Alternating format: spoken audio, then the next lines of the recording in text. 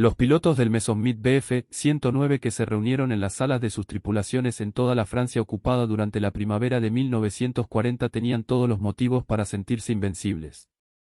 Sus oficiales de inteligencia habían expuesto los hechos con precisión clínica. El Hawke Hericon, el caza más numeroso de Gran Bretaña, era fundamentalmente inferior. Sobre el papel, la evaluación parecía irrefutable.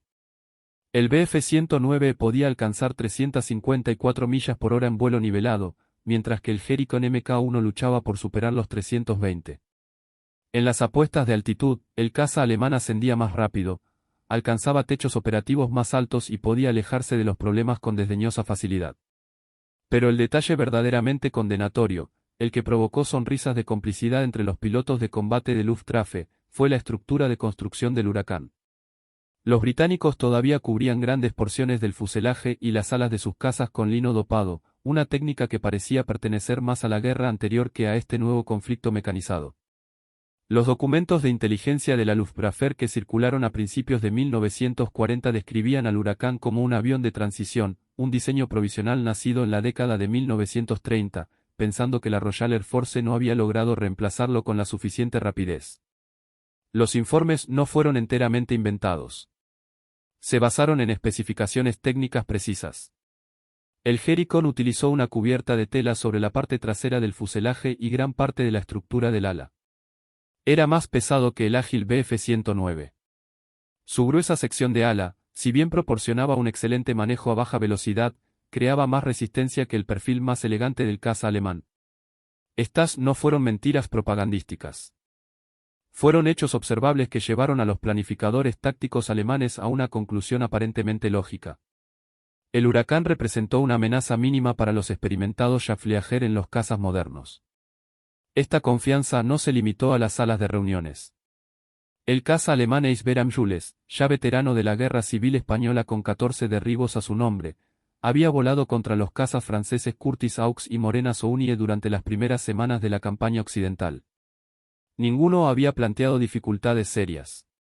La inteligencia británica sugirió que la RAF operaba un número similar de Hericons y el más moderno Supermarine Spitfire, pero incluso el rendimiento del Spitfire solo excedía marginalmente las capacidades del Bf-109. El Hericon, según todos los parámetros que poseía la Luftwaffe, estaba claramente un paso por debajo de ambos. Los pilotos alemanes esperaban que se comportara como los biplanos en los que algunos de ellos habían entrenado. Maniobrable tal vez pero fatalmente lento cuando lo atrapa un Bf-109 en picada con ventaja de energía. El Oberkommando de Luftwaffe emitió una guía táctica que refleja esta evaluación. Los pilotos del Bf-109 recibieron instrucciones de utilizar su velocidad superior para dictar los términos del enfrentamiento.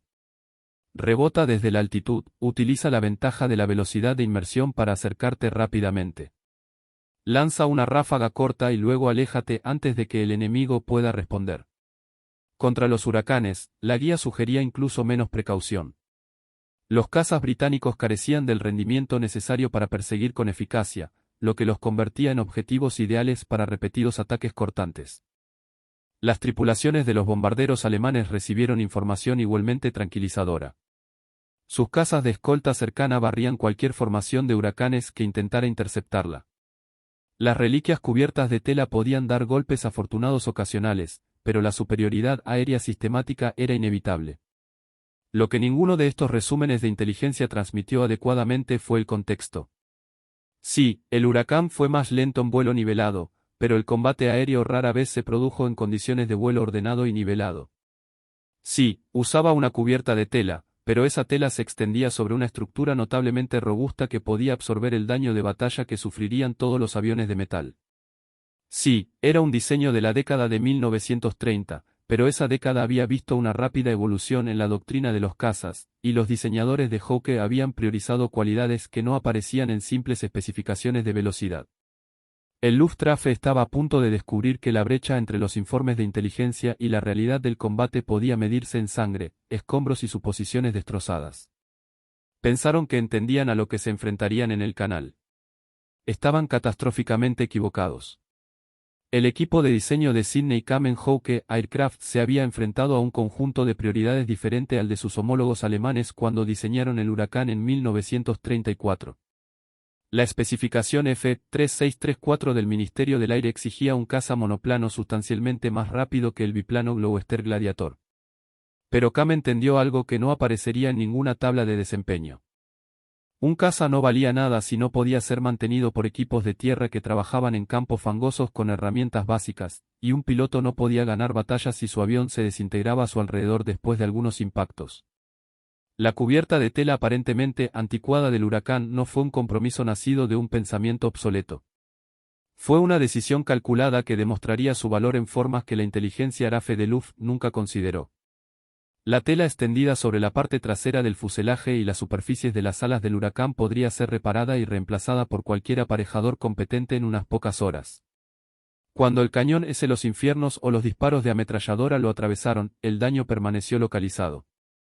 La tela no se rompió en metralla que podría cortar los cables de control o perforar los tanques de combustible. Un Huracán que regresaba cojeando a la base con la tela colgando hecha jirones a menudo podía regresar al combate esa misma tarde, mientras que todos los aviones metálicos con daños comparables se enfrentaban a días en los talleres. Esta rápida capacidad de reparación transformaría las tasas de disponibilidad de los escuadrones durante operaciones de combate sostenidas. Pero a principios de 1940, la atención de la Luftwaffe seguía fija en cifras de velocidad máxima que parecían impresionantes en las tablas comparativas. Debajo de esa estructura se encontraba la verdadera fuerza del Huracán, una estructura construida como un puente en lugar de un auto de carreras. Cam había conservado el método tradicional de construcción de Hawke, tubos de acero unidos y reforzados para formar una estructura de fuselaje inmensamente rígida. Esta no era una construcción elegante y moderna de piel estresada donde la cubierta metálica proporcionaba resistencia estructural. Era anticuado, sobrecargado y extraordinariamente resistente. Los pilotos de la Luftwaffe pronto descubrirían que los proyectiles de cañón de 20 metros podían atravesar limpiamente el fuselaje de un Huracán sin impactar en nada crítico porque los componentes críticos, tanques de combustible, líneas de aceite y canales de control se encontraban dentro de una jaula protectora de acero. La construcción monoque más ligera del Bf-109 distribuyó las cargas de manera más eficiente, haciéndolo más rápido. Pero el daño concentrado podría ser catastrófico. Luego estaba el armamento. 8 ametralladoras Browning 303, 4 en cada ala, todas con miras para converger a 250 yardas. Esto representó una revolución en la potencia de fuego de los cazas. Los anteriores cazas de la RAF habían llevado 2, tal vez 4 cañones. El Hericon podía lanzar 160 disparos por segundo a un objetivo, una cantidad de fuego que podía atravesar los fuselajes de los bombarderos o destrozar las superficies de control de un caza enemigo en una ráfaga de 2 segundos. El Bf-109 llevaba 2 ametralladoras Metit 7,19 en el morro y 2 cañones de 20 milímetros en las alas. Un paquete total que parecía más letal sobre el papel. Pero la tormenta concentrada de balas del Huracán, todas disparadas a lo largo de trayectorias casi paralelas, creó un cono de destrucción que era mucho más indulgente con una puntería imperfecta. Los pilotos novatos que desperdiciarían munición de cañón con casi accidentes aún podrían lograr impactos con la andanada de calibre de rifle del Hericon. Cam también había priorizado la visibilidad y el manejo del piloto. La gruesa sección del ala del Huracán, al tiempo que creaba una resistencia parásita que reducía la velocidad máxima, generaba una enorme sustentación a bajas velocidades. Esto significó círculos de giro más cerrados y una mejor capacidad de control a baja velocidad. Ventajas críticas en las peleas con cuchillos que caracterizaban el combate real en lugar de los rebotes teóricos de alta velocidad que prefería la doctrina alemana. La cabina se encontraba en lo alto del fuselaje, brindando a los pilotos una visibilidad excepcional hacia adelante y hacia arriba.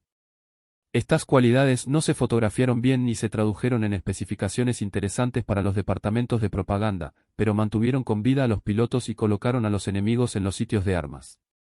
El Luftwaffe estaba a punto de recibir una educación integral sobre la diferencia entre el desempeño teórico y la efectividad en combate impartida a 300 millas por hora por un oponente supuestamente obsoleto. Los primeros escuadrones de Huracanes llegaron a Francia en septiembre de 1939 como parte de la Fuerza de Ataque Aéreo Avanzado y durante 8 meses realizaron patrullas que rara vez encontraron al enemigo. Luego, el 10 de mayo de 1940, estalló en los Países Bajos y la guerra falsa se evaporó en una tormenta de fogoneros y panzers. En cuestión de horas, los pilotos de Huracanes se vieron envueltos en combates en desacuerdos que hicieron que la planificación previa a la guerra pareciera absurdamente optimista. El escuadrón Norron estacionado en Berrajo-Bach desplegó 12 Huracanes esa mañana para interceptar bombarderos alemanes que apuntaban a posiciones francesas cerca de Sudán. Lo que siguió hizo añicos las cómodas suposiciones de la Luftwaffe sobre victorias fáciles sobre cazas británicos obsoletos. El teniente de vuelo Paul Ritchie, que volaba sin ningún escuadrón, describió el compromiso en términos que se volverían sombríamente familiares en las próximas semanas. Los Hurricanes treparon a través de Broken Cloud y se encontraron entre una formación de bombarderos Tornado 17. Su Bf-109 escolta ligeramente por encima y por detrás. Los cazas alemanes se lanzaron para interceptar, confiando en su ventaja de velocidad y altitud superior. Pero el combate no sigue los diagramas de la sala de instrucciones. Los Huracanes no intentaron huir ni alejarse. Se dirigieron con fuerza hacia los líos de ataque, utilizando esa gruesa sección del ala para trazar círculos más cerrados de los que los 109 podían igualar. De repente, la ventaja energética se evaporó. Los pilotos alemanes se vieron sobrepasados, incapaces de apuntar los cañones, mientras los Huracanes se aferraban a sus colas. Las 8 baterías de armas se abrieron a distancias en las que se podía ver que las balas individuales convergían. 2 Bf-109 cayeron en esa primera pasada, haciendo girar la tierra y dejando un rastro de humo mientras la formación del huracán permanecía intacta. El 12 de mayo, el patrón se repetía en todo el frente. El escuadrón 73 que operaba desde Rupp se enfrentó a Germaine bombarderos atacando puentes sobre la Musa. El líder del escuadrón, John Freeborn, dirigió 6 huracanes hacia una formación de Hankl. Como los 111 escoltados por aproximadamente 20 Bf-109. Los cazas alemanes intentaron su táctica preferida, lanzarse en picado desde el sol, pero descubrieron que la robusta construcción del huracán absorbía un castigo que debería haber sido fatal. El avión de Freeborn recibió múltiples impactos de 7,92 milímetros a través de la tela del fuselaje, balas que atravesaron sin alcanzar componentes vitales. Permaneció en formación, completó su ataque a los bombarderos y aterrizó con 17 hoyos, contados por su equipo de tierra. El huracán fue reabastecido de combustible, la tela remendada con tiras de lino dopado y volvió a estar listo para el combate en menos de 3 horas. Luftwaffe, después de los informes de acción del mediodía, comenzó a emitir notas de precaución desconocidas. Las anotaciones del diario de Jagdschwader 53 capturadas más adelante en la guerra registraron combatientes británicos inesperadamente agresivos y observaron que las formaciones de huracanes se negaban a romperse cuando rebotaban desde la altitud. Las tripulaciones de los bombarderos alemanes informaron de algo más alarmante.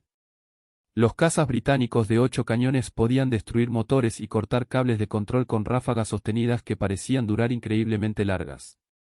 Los oficiales de inteligencia revisaron silenciosamente sus estimaciones.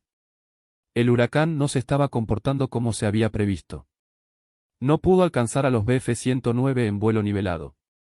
Es cierto, pero podría girar dentro de ellos, absorber el daño que esperaban que fuera catastrófico y entregar una potencia de fuego que incluso los pilotos experimentados de Luftwaffe encontraron desconcertante. Las estadísticas que surgieron de Francia contaron su propia historia. Cuando comenzó la evacuación de Dunkerque el 26 de mayo, los escuadrones de huracanes habían reclamado más de 300 aviones alemanes destruidos y aproximadamente 200 pérdidas, una proporción que demolió las predicciones anteriores a la guerra. Lo que es más revelador, las tasas de capacidad de servicio de los huracanes se mantuvieron por encima del 60% a pesar del combate constante y el mantenimiento apresurado del campo, mientras que las unidades Bf-109 técnicamente superiores lucharon por mantener operativa la mitad de su fuerza en condiciones similares. El caza británico supuestamente obsoleto estaba resultando notablemente difícil de dejar obsoleto. Sin embargo, la verdadera prueba aún estaba por llegar al otro lado del canal. A principios de julio de 1940, el mariscal jefe del aire Hugh Downing comandaba 59 escuadrones de cazas que defendían Gran Bretaña y 32 de ellos volaban Hurricanes. Solo 19 operaban Spitfires, mientras que el resto todavía volaba Blenheims, Defiance y Gladiators obsoletos. Esta realidad numérica dio forma a toda la estrategia defensiva. Kate Park, al mando del Grupo 11, que defendía Londres y el sudeste, no podía permitirse el lujo de utilizar a su caza más numeroso como otra cosa que la fuerza de ataque principal. La doctrina táctica surgió de la necesidad más que de la preferencia. Los huracanes atacarían a los bombarderos. Los Spitfires se enfrentarían a los escoltas Bf-109. Fueron los escuadrones de Huracanes, esas máquinas supuestamente obsoletas que los alemanes habían descartado, las que soportarían la carga más pesada de la batalla que se avecinaba. El Luftwaffe inauguró el campamento del Canal, la Batalla del Canal, el 10 de julio con ataques a los convoys costeros. El mariscal del Reich, Hermann Göring, pretendía que estas operaciones atraerán a los cazas de la RAF y los destruyeran por desgaste, despejando el cielo para la invasión que los planificadores de Hitler estaban dibujando en los mapas del sur de Inglaterra. Ese primer día, un convoy designado CW-9 fue atacado porque el Escuadrón 32 se enfrentó a 9 huracanes de Big y Hill para brindar cobertura. Lo que siguió sentó las bases para cientos de compromisos venideros. Los Hurricane ignoraron los Bf-109 que volaban en círculos y se dirigieron directamente hacia la formación Dornier. El teniente de vuelo Peter Brothers describió más tarde el momento en que su sección abrió fuego a 300 metros. El bombardero que estaba justo delante pareció tambalearse en el aire cuando 64.303 disparos persiguieron sus alas y motores. Cayó, arrojando combustible que se encendió formando una serpentina en llamas. La capacidad del Hurricane para absorber el fuego de respuesta de los artilleros de los bombarderos mientras presionaba los ataques a quemarropa sorprendió a las tripulaciones alemanas acostumbradas a oponentes más cautelosos. A lo largo de julio, este patrón se repitió en todo el canal y los condados del sur. Los huracanes llegaron a las formaciones de bombarderos con lo que los pilotos alemanes describieron como una determinación imprudente, presionando ataques a través de fuego cruzado defensivo que deberían haberlos ahuyentado. El 19 de julio, una redada masiva tuvo como objetivo Dor. El escuadrón número 501 de Gravesen lanzó 12 huracanes que interceptaron 40 Ju-7 Stuckers con cobertura superior Bf-109. Los huracanes atravesaron la barrera de escolta. Su estrecha capacidad de giro los hacía imposibles de proteger a los bombarderos y atravesar la formación Stooka. 7 bombarderos en picado cayeron en otros tantos minutos. La formación alemana esparció bombas arrojadas en el canal y huyó. Las tripulaciones de Stucker comenzaron a rechazar misiones dentro del alcance de los huracanes, lo que obligó a los planificadores de la Luftwaffe a reconsiderar la vulnerabilidad de sus unidades de ataque terrestre de precisión. Agosto intensificó dramáticamente la presión. Göring lanzó el ataque Adler-Angriff Eagle el 13 de agosto con la intención de destruir la RAF en 4 días. Fuerza abrumadora. Ese día se realizaron 10.485 salidas alemanas y los escuadrones de huracanes volaron hasta el cansancio para enfrentarlas. El escuadrón 43 en Tangmir se desplegó 5 veces antes del anochecer. Sus equipos de tierra rearman y repostan aviones con formaciones enemigas visibles como puntos en el cielo de verano. Los pilotos de huracanes desarrollaron una eficiencia brutal. Cerca de 200 yardas, dispara una ráfaga de 3 segundos a los motores y cabinas, escapa y encuentra otro objetivo. No eran perros peleando. Estaban ejecutando tripulaciones de bombarderos con precisión industrial. Los resúmenes de inteligencia de la Luftwaffe de mediados de agosto resultaron una lectura incómoda para el alto mando alemán. Los escuadrones de huracanes no estaban colapsando bajo presión. Su capacidad de servicio siguió siendo inexplicablemente alta. Los aviones dañados volvieron al servicio mientras que los bombarderos alemanes con daños similares en batalla permanecieron en tierra durante días. Más inquietantes fueron los informes de víctimas. Las pérdidas de bombarderos aumentaban más rápidamente que las de cazas, precisamente lo contrario de lo que predecía la doctrina de antes de la guerra. Se suponía que el obsoleto caza británico sería barrido por los modernos Bf-109, dejando a los bombarderos libres para operar. En cambio, los Hurricanes estaban destruyendo sistemáticamente la fuerza de bombarderos alemanes mientras aceptaban un castigo severo y de alguna manera continuaban luchando. El 15 de agosto de 1940 pasó a ser conocido en los círculos de la Luftwaffe como Jueves Negro y los escuadrones de huracanes escribieron gran parte de ese oscuro capítulo. Göring comprometió todas sus fuerzas. 3 flotas aéreas lanzan ataques coordinados desde Noruega, Dinamarca, Holanda, Bélgica y Francia. El plan suponía que una cantidad abrumadora saturaría las defensas británicas, permitiendo que al menos algunas formaciones de bombarderos destruyeran aeródromos y fábricas de aviones. El mariscal del Reich anticipó la pérdida de quizás 40 aviones en todas las operaciones. Al caer la noche, las tripulaciones alemanas contabilizarían 75 destruidos y otros 34 dañados sin posibilidad de reparación inmediata. Los escuadrones de huracanes representaron aproximadamente 2/3 de esas muertes. La incursión en el norte proporcionó la demostración más sorprendente del día de la capacidad de los huracanes. Luftflotte 5, que opera desde Noruega y Dinamarca, lanzó 63 bombarderos Hank 11 y 34 cazas bimotores Bf-110 contra el noreste de Inglaterra. Los planificadores alemanes asumieron que el mando de los cazas había despojado a los escuadrones del norte para reforzar el desesperado sur, dejando los objetivos industriales alrededor de Newcastle prácticamente indefensos. Estaban catastróficamente equivocados. El escuadrón número 72 de Ashington envió 9 huracanes que interceptaron a los asaltantes a 70 millas mar adentro. El teniente de vuelo Edward Graham dirigió su sección hacia la formación Hankley desde delante. Un ataque frontal que aprovechó la potencia de fuego concentrada del huracán y al mismo tiempo minimizó la exposición al fuego de respuesta. Los atacantes se dispersaron en cuestión de minutos. Ningún escuadrón 605 y 607 se unió a la masacre. Cuando la destrozada formación alemana volvió a casa, 16 bombarderos y 7 cazas habían sido destruidos. Ninguna bomba cayó en suelo británico durante ese ataque. Más al sur, el ritmo del día fue aún más brutal. El escuadrón 111 estacionado en Cuden se apresuró al mediodía para interceptar una formación masiva que se acercaba sobre Kent. Más de 60 Dornier 17 con escolta de cazas pesados. El líder del escuadrón, John Thompson, dirigió 11 huracanes directamente a través de la pantalla del Bf-109 y hacia la formación de bombarderos. Los alemanes ya habían aprendido a esperar esta táctica huracanada, pero saber lo que se avecinaba no la hacía posible detenerla. Los 8 cazas armados penetraron en campos donde los pilotos podían ver los rostros de las tripulaciones aéreas alemanas en perspectiva. Solo el avión de Thompson disparó 2,6 rondas en repetidos ataques, afirmando que 2 Dourne confirmados fueron destruidos. La potencia de fuego colectiva del escuadrón derribó 9 bombarderos antes de que el agotamiento de las municiones los obligara a retirarse. Los equipos de tierra contaron 73 impactos de balas y cañones en los 11 huracanes cuando aterrizaron. Los 11 fueron parcheados y volvieron al servicio por la tarde. Luego llegó el 15 de septiembre, fecha que se conmemoraría como el Día de la Batalla de Gran Bretaña. Goring lanzó 2 incursiones masivas a la luz del día en Londres. Convencidos de que un último golpe devastador rompería la resistencia de la RAF, el ataque matutino estuvo compuesto por más de 200 bombarderos con una densa escolta de cazas. Una formación que se extendía por millas. Todos los escuadrones de huracanes disponibles en 11 grupos se apresuraron. Ningún escuadrón 310 tripulado por pilotos checos que volaban desde Duxford golpeó la formación sobre el temporal. En cuestión de segundos, la cuidadosa geometría de la formación alemana se disolvió en el caos.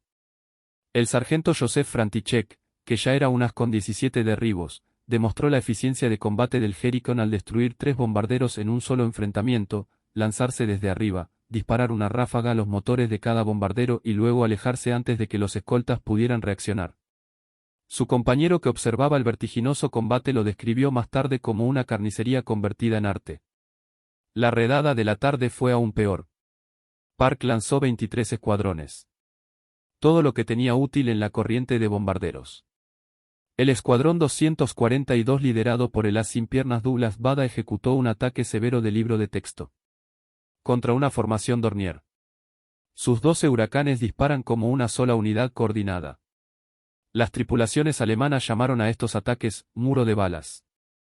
Simplemente no había ningún espacio en el patrón de fuego a través del cual un avión pudiera deslizarse. La incursión perdió 56 aviones y los huracanes se cobraron 38 muertes. El golpe de gracia prometido por Goring se había convertido en una matanza. 2 días después, Hitler pospuso indefinidamente la Operación Celión. El obsoleto caza británico había decidido el destino de la invasión. La vista a través del cañón de un huracán se volvió íntimamente familiar para varios cientos de pilotos de la RAF durante el verano y el otoño de 1940, y sus relatos revelan por qué el avión resultó tan eficaz a pesar de sus desventajas en papel. El líder del escuadrón Tom Glee del escuadrón 253 describió la experiencia con una precisión inusual. Presionas el botón y todo el avión se cierra. 8 Browning disparando juntos crean un ruido como el de un lienzo rasgándose, magnificado 1000 veces. No estás disparando balas sino más bien lanzando un chorro de metal al objetivo. En una convergencia de 250 yardas, los 8 cañones colocaron balas en un círculo de quizás 6 pies de ancho. Nada sobrevive en ese círculo. Esa última observación resultó terriblemente precisa. Los bombarderos alemanes solían tener entre 60 y 70 pies de largo y una envergadura de aproximadamente 90 pies, lo que significa que un piloto con una puntería incluso moderadamente buena podía garantizar múltiples impactos. Las características de manejo del Huracán obtuvieron constantes elogios, particularmente por parte de los pilotos que hacían la transición de los biplanos.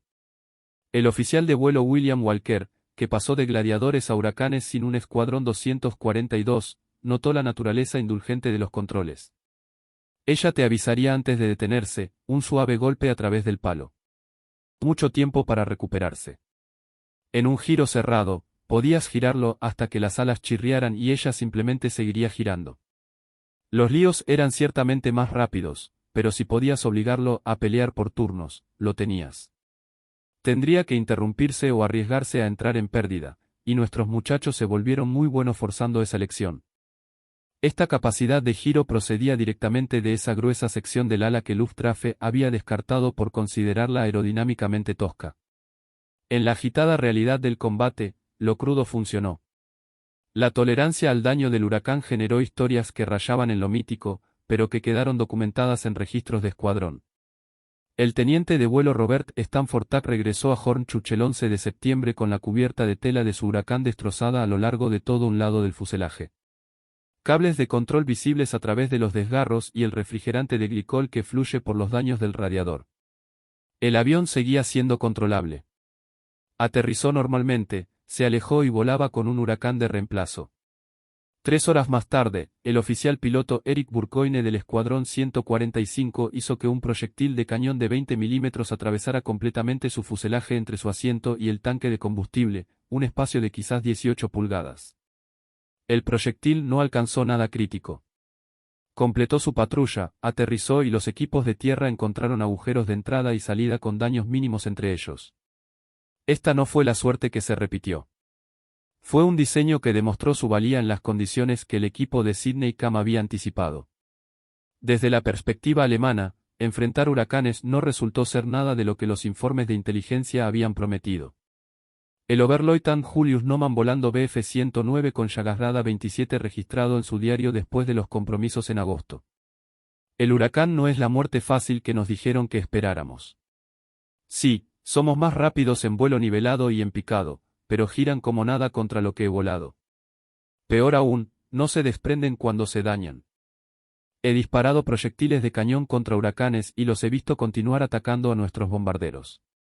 Sus pilotos son muy valientes o un poco locos, tal vez ambas cosas. Esa evaluación, un respeto reticente mezclado con frustración, apareció repetidamente en los relatos de la Luftwaffe desde finales del verano en adelante. Halp Manea, otro piloto del Bf-109, describió el impacto psicológico de la potencia de fuego del huracán con una franqueza inusual. Cuando un huracán se compromete a atacar, ves que las alas se iluminan con destellos de boca. 8 puntos de luz, todos enfocados en ti. Entonces las corrientes trazadoras convergen. Es hipnótico y aterrador. Nuestro armamento es teóricamente superior, pero disparamos 2 o 4 cañones. Disparan a 8 y el volumen de fuego es devastador para la moral. El obsoleto caza británico se había convertido en la pesadilla de la Luftwaffe. No a través de la sofisticación técnica, sino a través de una eficacia brutal y confiable. Cuando los analistas del Ministerio del Aire recopilaron datos de combate a finales de 1940, los números contaban una historia que reivindicaba cada elección de diseño aparentemente anticuada que había hecho Hawke. Los escuadrones de huracanes habían realizado aproximadamente 27.000 salidas operativas entre el 10 de julio y el 31 de octubre durante la batalla de Gran Bretaña propiamente dicha. Afirmaron que 1.593 aviones enemigos fueron destruidos, lo que representa el 55% de todos los derribos de la RAF a pesar de la reputación del Spitfire como la estrella glamorosa de la batalla. Las cifras de pérdidas fueron aleccionadoras pero instructivas. 631 Hurricane destruidos en combate y otros 352 dañados pero reparables. Eso funcionó hasta una proporción de muertes por pérdidas de 2,5 a 1, sustancialmente mejor de lo que los ejercicios de antes de la guerra habían predicho para cualquier caza que se enfrentara al moderno Luftwaffe. Más significativamente, demolió las evaluaciones de la inteligencia alemana que habían anticipado proporciones que favorecían en gran medida a sus Bf-109.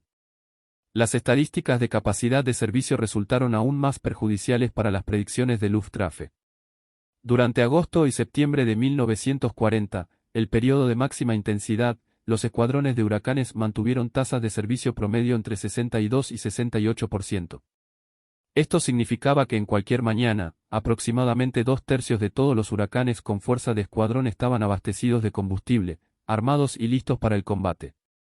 Las cifras comparables para los escuadrones Spitfire fueron ligeramente inferiores, entre el 58 y el 64%, mientras que las estimaciones de inteligencia para las unidades Luftwaffe Bf-109 que operaban desde bases francesas mostraron que su capacidad de servicio rara vez superaba el 55%. El caza británico supuestamente tosco, con su cubierta de tela y su construcción anticuada, requería menos mantenimiento, podía repararse más rápidamente y pasaba más tiempo en el aire matando alemanes que sus oponentes técnicamente superiores. Los datos de reparación y vuelta al servicio revelaron la verdadera genialidad de la filosofía de diseño de Kamm. Los registros de mantenimiento de la RAF mostraron que los huracanes con daños de batalla, clasificados como categoría 2, daños significativos que requieren atención del taller pero no reconstrucción completa, tardan en promedio 72 horas desde el aterrizaje hasta el regreso al estado operativo. Los daños comparables a los Spitfire generalmente requirieron de 96 a 120 horas debido a su estructura de revestimiento sometida a tensión, donde el daño a la cubierta metálica comprometió la integridad estructural y exigió un trabajo cuidadoso en el metal para restaurar la resistencia. Los registros alemanes capturados en la posguerra indicaban que los Bf-109 con daños similares a menudo permanecían en tierra durante una semana o más, ya que los paneles de repuesto debían fabricarse e instalarse con precisión. La tela del Hericon podría ser cortada, cosida, dopada y pintada por aparejadores de escuadrón que trabajaran en condiciones de campo con herramientas que no estarían fuera de lugar en el taller de un vendedor. Las cifras de gasto en municiones proporcionaron información sobre la efectividad del combate que las cifras brutas de muertes no pudieron reflejar. Los pilotos de Hericon dispararon un promedio de 380 disparos por reclamo, una cifra que reflejaba tanto el armamento de 8 cañones como el patrón de convergencia que hacía que apuntar fuera más indulgente. Los pilotos del Spitfire que utilizaron armamento idéntico promediaron 420 disparos por reclamo, lo que sugiere que el manejo superior del Hericon a baja velocidad les dio a los pilotos oportunidades de disparo ligeramente mejores. Lo que es más revelador es que los pilotos de Luftwaffe Bf-109 promediaron 310 rondas de munición mixta para ametralladoras y cañones por reclamo, pero su tasa general de reclamo fue menor a pesar de un rendimiento supuestamente superior. Los datos sugirieron que tener las armas más poderosas importaba menos que poder utilizarlas de manera consistente. Las estadísticas del ritmo operativo completaron el cuadro. Durante la quincena crítica entre el 24 de agosto y el 6 de septiembre, cuando los ataques de Luftwaffe apuntaron directamente a los aeródromos de la RAF, los escuadrones de huracanes promediaron 4,2 salidas por avión por día. Algunos escuadrones, particularmente los del Grupo 11, realizaron 6 o 7 salidas diarias desde aviones individuales, despegando, atacando formaciones enemigas, aterrizando para rearmarse y repostar, y luego lanzarse nuevamente en 30 minutos. Este ritmo operativo fue posible solo porque el huracán podía recibir servicio rápidamente, absorbía el daño de la batalla sin volverse inestable y seguía siendo mecánicamente confiable a pesar del uso brutal. El obsoleto caza británico estaba trabajando, durando y matando más que la fuerza de caza alemana que lo había descartado como una reliquia. Los datos de ingeniería no mentían, incluso si la inteligencia de antes de la guerra sí lo hubiera hecho. En noviembre de 1940, los resúmenes de inteligencia de Luftwaffe se parecían poco a las evaluaciones confiadas que circularon 6 meses antes. Los documentos capturados de Luftwaffe, los 3 cuarteles generales, incluían evaluaciones de amenazas revisadas que describían al huracán como un oponente robusto y peligroso, particularmente cuando atacaba formaciones de bombarderos, y advertían a los pilotos de combate que el déficit de desempeño reportado no se traduce en ventaja de combate en condiciones de combate reales. Este lenguaje burocrático ocultaba un cambio más profundo. Los alemanes habían aprendido a través de una amarga experiencia que, fundamentalmente, no habían entendido que hacía que un caza fuera eficaz. La velocidad ciertamente importaba, pero la resistencia, la potencia de fuego y la disponibilidad operativa importaban más cuando el objetivo estratégico era defender tu patria contra atacantes numéricamente superiores. La doctrina táctica del Shawaffer evolucionó en respuesta directa a las capacidades de los huracanes. A finales de septiembre, las órdenes permanentes requerían que las formaciones Bf-109 mantuvieran posiciones de escolta cercana a los bombarderos en lugar de realizar barridos libres donde se podría explotar su ventaja de velocidad. Este cambio reconoció que los huracanes alcanzarían las formaciones de bombarderos independientemente de la interferencia de los cazas y que permitirles el libre acceso a los bombarderos resultaba en pérdidas insostenibles. Los pilotos de combate alemanes encontraron el estamos atados a los pesados Encles y Dornier, incapaces de utilizar las características superiores de rendimiento de sus aviones precisamente porque el caza británico supuestamente obsoleto aprovecharía cualquier brecha en la protección. El diseño del Huracán había obligado al oponente técnicamente superior a luchar en términos británicos. Adolf Galland, ascendido a jefe del brazo de combate de la Luftwaffe en noviembre de 1940, escribió con inusual franqueza en sus memorias de posguerra sobre el impacto del huracán en las operaciones alemanas. Habíamos subestimado por completo a las fuerzas de combate británicas y al huracán en particular.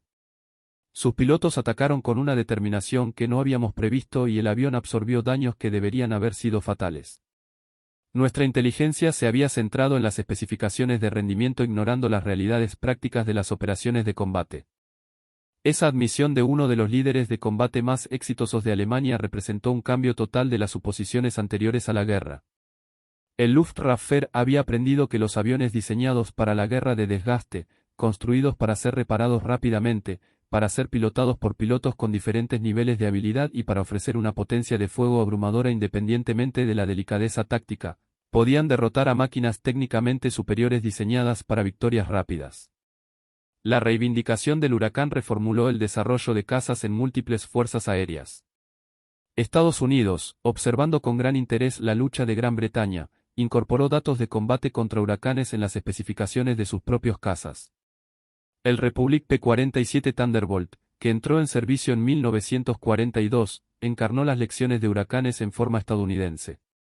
Pesado, de construcción robusta, capaz de absorber daños tremendos y armado con ametralladoras calibre 850 que entregaban una potencia de fuego aún más devastadora que la batería de calibre de rifle del Hurricane. Los diseñadores de aviación soviéticos que recibieron los Hurricane MC-2 mediante préstamo y arrendamiento en 1941 estudiaron la tolerancia al daño del avión e incorporaron una filosofía de diseño similar en los cazas Laterkin y Jacob. Los obsoletos principios de los cazas británicos se propagaron por las fuerzas aéreas aliadas. El huracán sirvió en todos los frentes donde luchó la RAF. Desde los páramos helados de Merman hasta el desierto occidental, desde Birmania hasta Malta. Evolucionó a través de múltiples variantes, y finalmente montó 4 cañones de 20 milímetros o proyectiles de cohetes, convirtiéndose en un devastador avión de ataque terrestre. La producción continuó hasta 1944 con 14.483 construidos, más que cualquier otro avión británico excepto el Spitfire. Pero su legado más importante no estuvo en las cifras de producción ni en la longevidad del servicio. El Hurricane demostró que las especificaciones en papel mienten, que la efectividad en el combate surge de la compleja interacción de la filosofía del diseño, la doctrina operativa y la ingeniería práctica. La Luftwaffe creía que entendía la guerra aérea moderna. Un luchador cubierto de tela de la década de 1930 les enseñó lo contrario. Uno que más se ensucia en un